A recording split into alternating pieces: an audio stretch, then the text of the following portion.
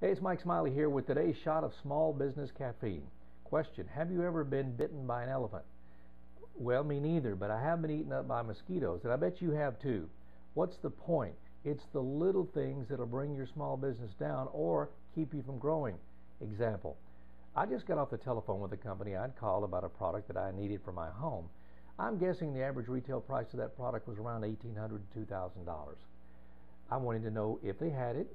If so, when could they deliver it and when could it be installed? Pretty simple questions, yes? Well, when the guy answered, he sounded like I'd interrupted his afternoon nap. I could barely hear him sometime and had to ask if he could speak up, please. And he couldn't answer any of my questions, so I decided to try someone else at the company and ask if I could speak to another salesperson. He said, "Nah, it's 3:30 on Friday afternoon. Most of the salespeople have already gone home for the day. Why don't you try back on Monday?" Well, I may call back on Monday, but I doubt that I'm going to be calling that company to ask for their product. You see, when someone calls on the telephone, you're already at a huge disadvantage. Why?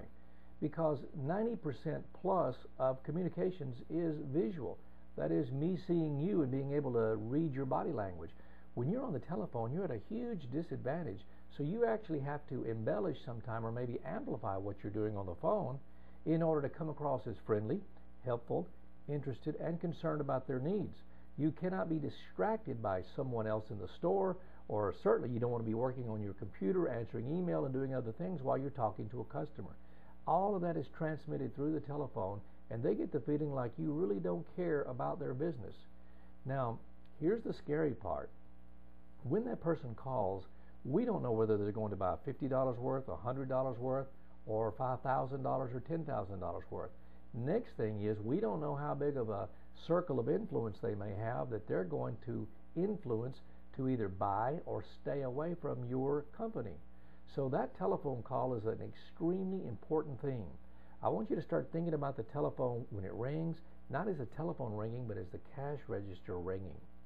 And I also want you to start coaching or listening to and maybe coaching the people who answer your phone at your company. For instance, if you answer your own phone, it's pretty simple. Just practice answering the phone with a smile.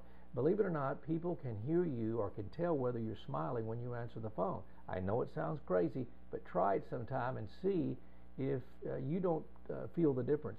It also puts you in a positive state and helps you focus on what you're doing on that phone call. Someone's calling for advice or help, maybe to buy something that you sell. And of course, the whole idea of having a telephone is so your customers can call you and find out if you have what they need and then come buy it, right?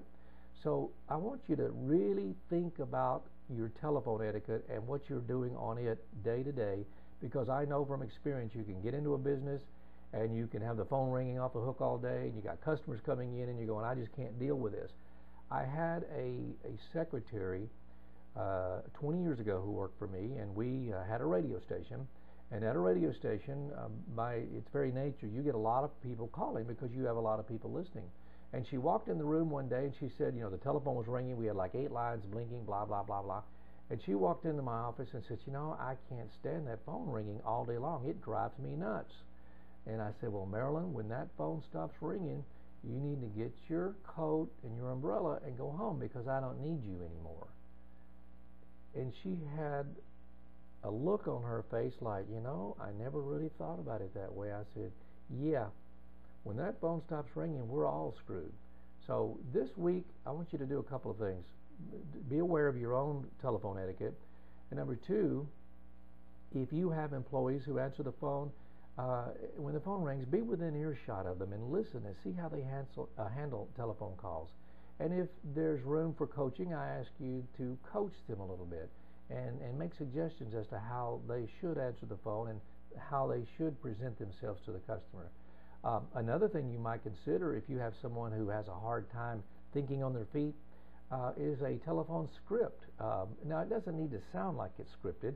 It needs to sound natural and normal, but it gives them some guidelines as to where to go when a customer asks them certain things.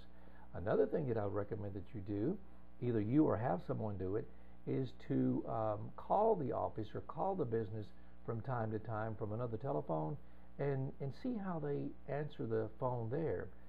If you think they're going to recognize your voice, then have someone else call and ask some questions.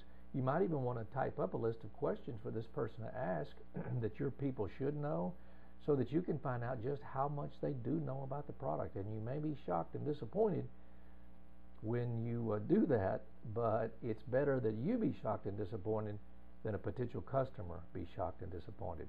So today's shot of small business caffeine is the telephone. Become aware of how the telephone is being answered. Become aware of how your employees are answering the questions they're asked. And I'm thinking that you're going to see a good increase in business if you'll just focus on that one thing for a couple of weeks and get it down pat. And that's today's shot of small business caffeine. I'll see you next time. Okay.